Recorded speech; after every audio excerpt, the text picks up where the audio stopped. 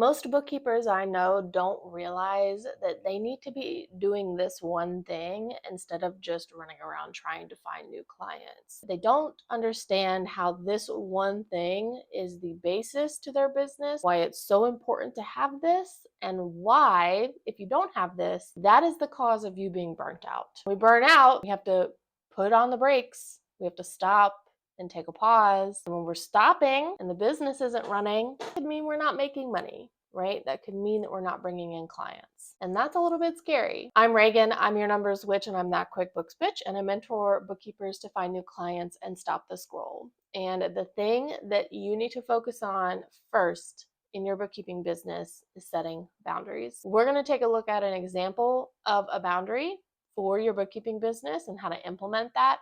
But let's revisit what the fuck a boundary even is. First of all, as we know, boundaries are not co-created. We don't need anybody else's input, approval, or permission to set a boundary. Boundaries are an if-then statement, and they are about what we will do or not do in response to something else. An example of a boundary in real life, and this is a pretty extreme example, okay, but it's going to signify to you why this is so important. A boundary is saying, if my house is on fire, then I will leave my house, right? That's a boundary.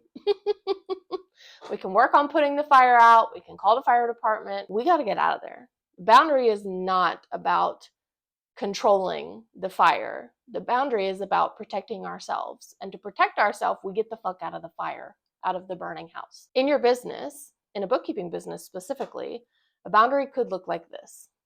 If you, the client, if my client texts or calls me on the weekend, I will not answer the phone. That's a boundary. It doesn't require permission or approval from your clients. It is not co-created with your clients. You don't need your clients to agree and accept that boundary. If they do text and call you all weekend long, the boundary is that you're not going to answer the phone. You're not going to answer texts. That's a boundary that you set, that you indicate to the other person and to the clients that that's what's going to happen. If you call or text me on the weekends, I don't answer my phone on the weekends. That's it, right? There doesn't have to be a lot of drama in it. But this simple shift, setting a boundary like this, may seem really simple, really low-hanging fruit, but it's so important to protecting your time and your energy and your peace. You do not have to be working all the time, and you don't have to be thinking about work all the time. You don't have to be available to respond to clients and work all of the time. If you want to do that, let me know how that goes for you. But a lot of my bookkeepers, especially my mentees, have trouble realizing in their business what they're doing is setting a boundary, or they have trouble realizing that they need to set boundaries in their business. So this is the kind of work we do in the Spellbound Books Academy, my 6-month mentorship program for bookkeepers. And right now, the Spellbound Books Academy is on a wait list, which you can join for free at the link in my profile, but we're going to be enrolling soon. And when it comes to setting boundaries, we have to start with these daily grounding rituals like the ones that I post on TikTok every weekday.